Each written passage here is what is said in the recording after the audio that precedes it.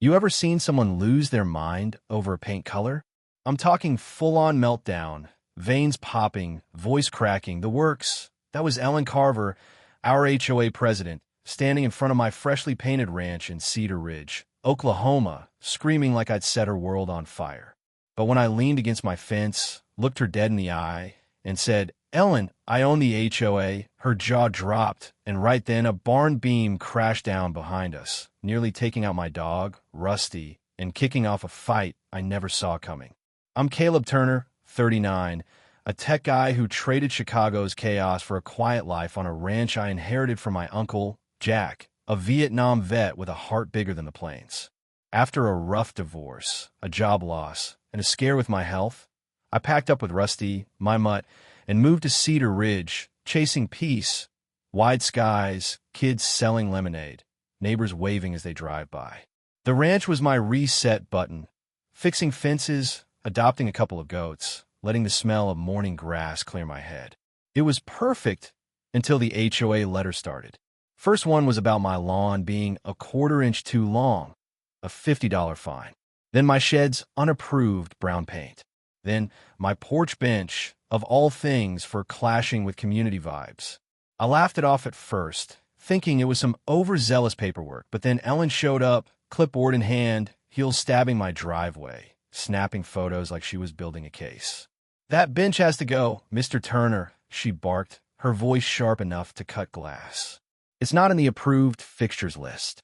I tried to reason. "Ellen, it's a bench. People sit on it." She smirked. "Rules are rules, Caleb. You'll learn." That's when I knew she wasn't just hicky. She was a bully in a blazer.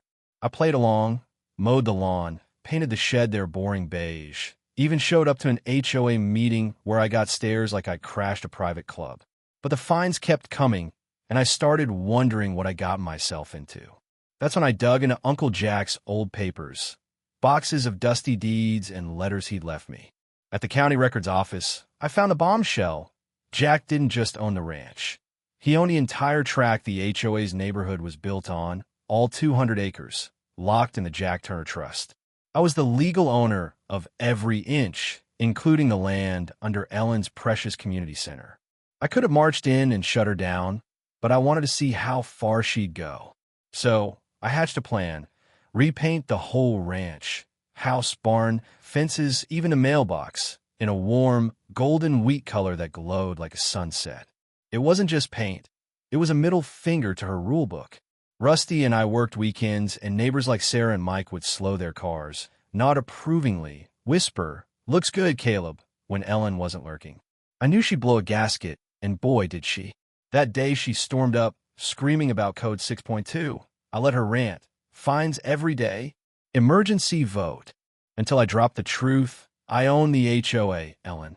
Her face froze, but before she could spit back, crack, a barn beam snapped, tumbling toward Rusty. My heart stopped.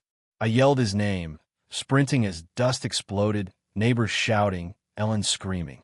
I clawed through the debris, hands shaking, splinters tearing my palms, praying, "Please, boy, be okay." Then I heard a whimper, saw his tail twitch. Sarah and Mike helped me lift the beam, and there was Rusty, limping but alive, a cut on his paw and a bruised leg. I scooped him up, tears burning my eyes, and we raced to the vet.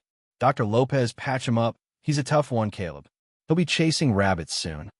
Back home, I sat with Rusty, his head in my lap, and realized this wasn't just about pain or fines. Ellen's obsession had nearly cost me my best friend, and I was done playing nice. Sarah, who'd gotten a $300 fine for a wrong mailbox, stopped by and said, "Ellen will spin this against you. She's vicious." I nodded, showing her the trust papers. "She's got no power, Sarah. I own the land." Her eyes widened. "You're sitting on a nuke, Caleb." I drafted a letter to the HOA board, calm but clear. As owner of the Jack Turner Trust, I hold all rights to the HOA's land. Let's meet to discuss a better way forward. I hand-delivered Ellen's copy, catching her off guard in her robe. "What's this?" she snapped, snatching it. "Read it," I said, walking away. 10 minutes later, her scream echoed like a banshee. By Wednesday, neighbors were slipping notes in my mailbox. apologies, support, some begging me to ditch the HOA entirely.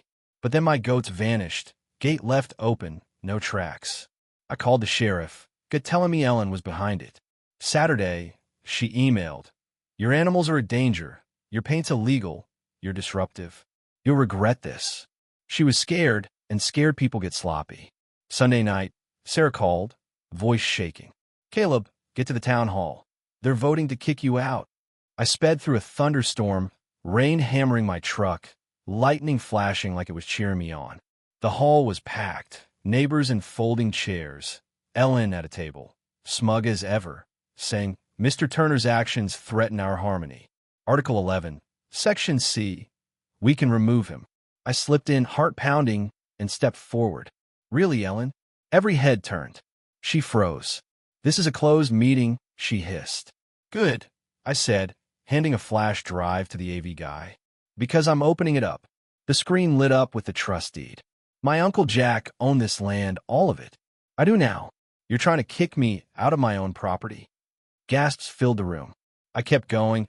"I painted my house for peace, not war, but you fined us, harassed us, ignored what matters, community kindness. I'm proposing a new charter, one that gives us all a voice." Sarah stood. "I second that."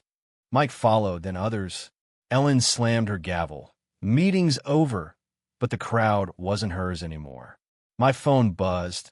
A text from a blocked number. "Hope your ranch doesn't burn like the last one." I froze. This wasn't just Ellen. Monday, I hit the county archives, remembering Jack's stories about a developer, Victor Hayes, who tried to buy his land in '93. When Jack refused, he faced lawsuits, fines, and a barn fire labeled undetermined. The records confirmed it. Hayes' offer, legal battles, and a chilling arson note. The beam, the goats, the text. History was repeating. Tuesday, Sarah texted a photo of a community board notice. Emergency vote to dissolve HOA, sponsored by Hayes Development. My stomach dropped. Dissolving the HOA without transferring my land rights would let Hayes swoop in, bulldoze our homes, and build condos. I called Deputy Harris, who said, "If they vote to dissolve, it's a gray area. Hayes has lawyers." I wasn't giving up. Wednesday, I rallied Sarah, Mike, and Miss Ellen, a 70-year-old who'd lived here forever. In my barn, we mapped out Hayes' moves, threats, bribes, fires in other towns. We printed flyers. Who gains if the HOA's gone? Save Cedar Ridge.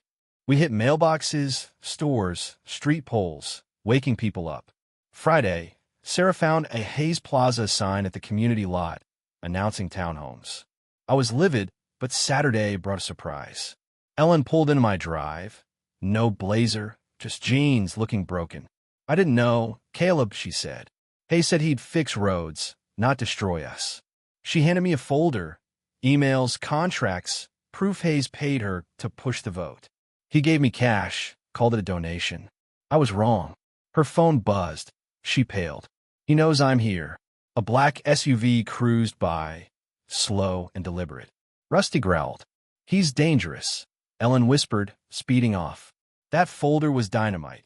Hayes bribes, fake deals, her initials everywhere. I had him. Saturday's rally was our stand. Mike's truck was the stage. Miss Ellen brought pies. Sarah passed out water. I spoke to 50 neighbors, voice steady. My Uncle Jack fought for this land 30 years ago against Victor Hayes. Now he's back, using Ellen, bribing board members, threatening fires. I held up the trust deed, says we own this place. Don't let him steal it. I showed Ellen's folder, Jack's letter refusing Hayes, the arson report. The crowd roared. A news van rolled up, cameras flashing. Then Hayes arrived, sleek in a suit, smirking. "Nice speech, Turner," he said, leaning close. "You can't stop progress." I stared him down. "Watch me." Deputy Harris pulled up, paper in hand. "Victor Hayes, you're under investigation. Fraud, bribery, intimidation." The crowd gasped as Harris cuffed him. Hayes laughed. Small towns don't last. But he was done. That night, I'm walking rusty, feeling lighter when my phone rings, blocked number. A voice says, "You got Hayes, but he wasn't alone." Click. My chest tightens. Someone's still out there. Monday, Tom Reed, HOA treasurer, shows up, confessing he took Hayes bribes to sway votes, handing over emails implicating 3 others. Sheriff raids nail them, deleted files recovered, protests erupt, signs everywhere. Caleb was right.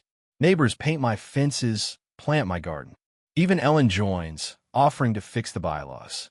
2 months later, we vote out the corrupt board, elect Miss Ellen, Sarah, Mike, and 2 kids to a new one. The Jack Turner covenant passes. Land protected, no big development without 90% approval, wheat paint allowed. We celebrate under the stars, but I'm uneasy. Ellen's email says a town nearby needs help. Another developer, another crooked HOA. Rusty nudges me, tail wagging. Peace isn't found, it's fought for.